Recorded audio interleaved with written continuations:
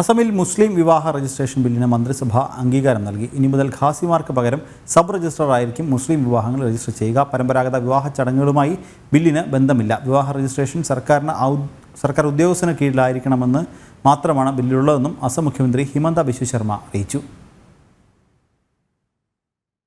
സംസ്ഥാനത്ത് നടക്കുന്ന മുസ്ലിം വിവാഹവും വിവാഹമോചനവും നിർബന്ധമായും സർക്കാരിൽ നിയമപരമായി രജിസ്റ്റർ ചെയ്യണമെന്ന മുസ്ലിം വിവാഹ രജിസ്ട്രേഷൻ ബില്ലിനാണ് അസം മന്ത്രിസഭ അംഗീകാരം നൽകിയത്.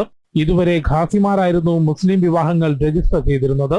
എന്നാൽ പുതിയ ബിൽ പ്രാബല്യത്തിൽ വരുന്നതോടെ മുസ്ലിം പുരോഹിതർക്ക് പകരം സബ് രജിസ്ട്രാർക്ക് മുൻപിൽ നിയമപരമായി വിവാഹവും വിവാഹമോചനവും രജിസ്റ്റർ ചെയ്യണം. പുതിയ ബില്ലിന് പരമ്പരാഗത വിവാഹ ചടങ്ങുകളുമായി ഒരു ബന്ധവുമില്ലെന്നും പകരം വിവാഹം സർക്കാർ ഉദ്യോഗസ്ഥന് മുൻപിൽ നിയമപരമായി രജിസ്റ്റർ ചെയ്യണമെന്നത് നിർബന്ധമാക്കുകയാണെന്നും മുഖ്യമന്ത്രി ഹിമന്ത ബിശ്വ ശർമ്മ വ്യക്തമാക്കി.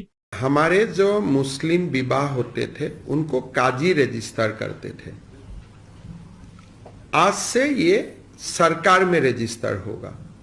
और उस बिल में पहले प्रावधान था कि माइनर का मैरिज भी रजिस्टर हो सकता है।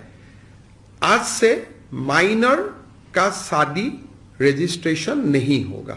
പ്രായപൂർത്തിയാകാത്തവരുടെ വിവാഹങ്ങൾ രജിസ്റ്റർ ചെയ്യില്ലെന്നും ശൈശവ വിവാഹം തടയാൻ പുതിയ ബില്ലിൽ വ്യവസ്ഥയുണ്ടെന്നും അദ്ദേഹം പറഞ്ഞു.